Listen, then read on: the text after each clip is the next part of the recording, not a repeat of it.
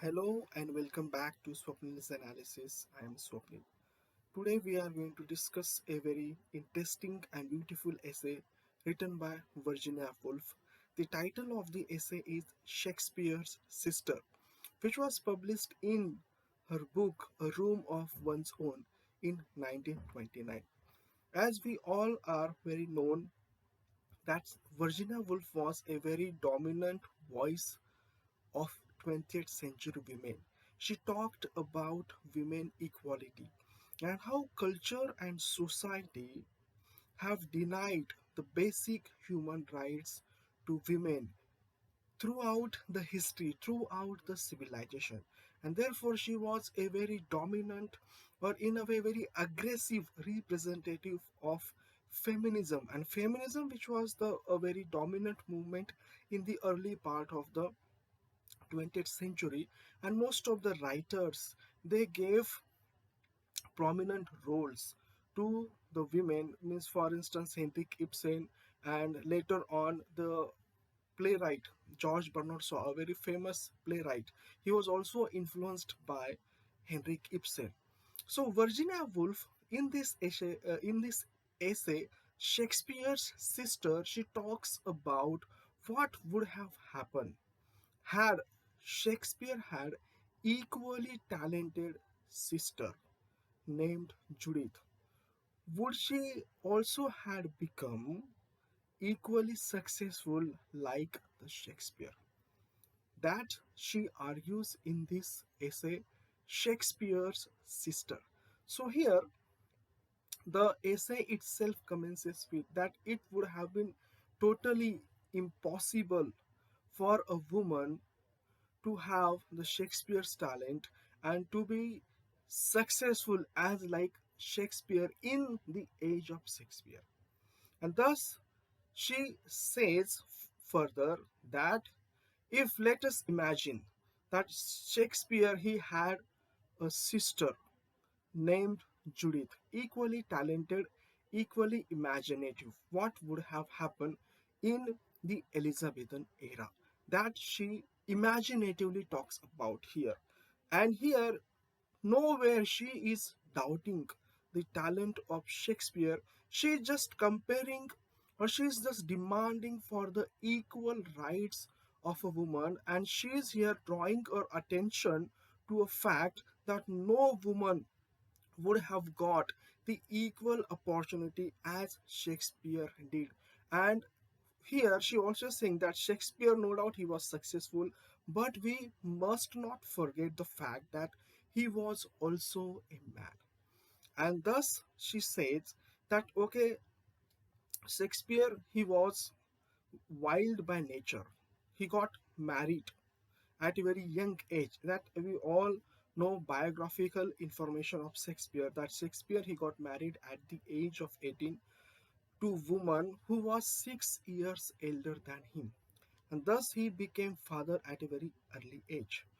And he went to London to avoid a punishment, and there he started holding horses at the stage door. Later on he entered into the theater. He became the actor. Then he got training to become a playwright, probably under John Fletcher. And later on, he became playwright, a very successful playwright. He became the center of the universe, theater universe. His plays were performed in the court, in the Queen's court, and thus the rest is the history.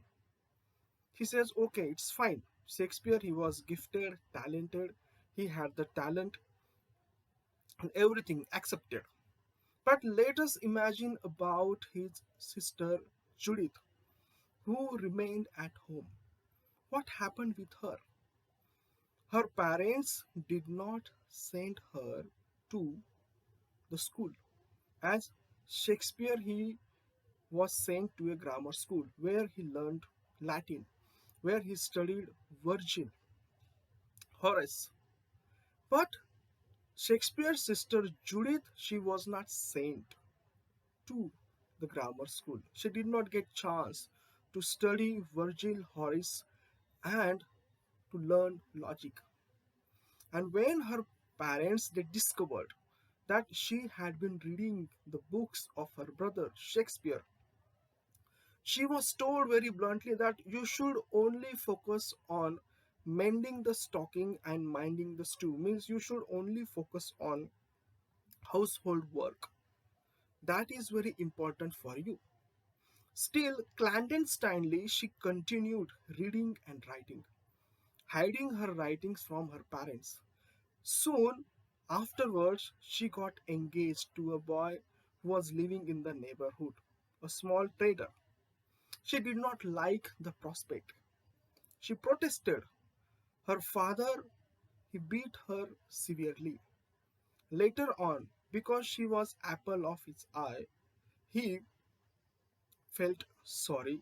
He went to her and he begged that you must marry her to save me from the shame. Because the honor of this family lies in your hands. And therefore, thus, she did not have the courage to hurt her father, to destroy her family. She was burdened. And then one summer night, she packed her things up. She decided and she left the house. She, like her brother, she came to London. She had equally equal talent for writing, imagination, and understanding human nature as Shakespeare had. She also had liking for the theater. She said that she wants to be an actor, but people mocked her. People said no woman can become an actress. She did not get the chance as Shakespeare did, but she waited outside the theater, outside the stage. She waited that someone would have pity on her, and that man was Nick.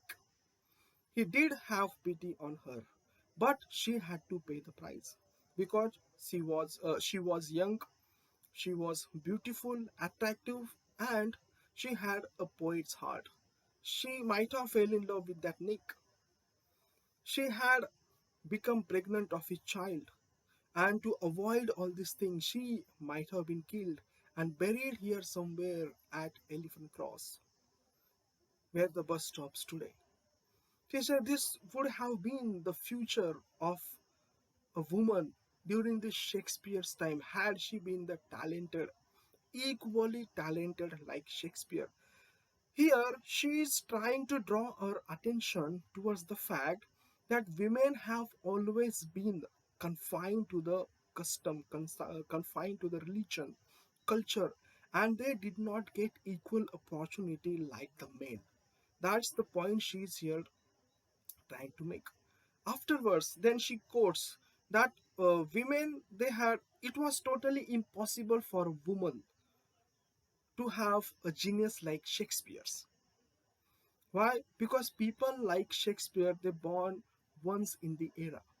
And she agrees, okay, yes, that genius like Shakespeare doesn't born in the houses where people are poor, where people are laborer, where people belong from the working classes.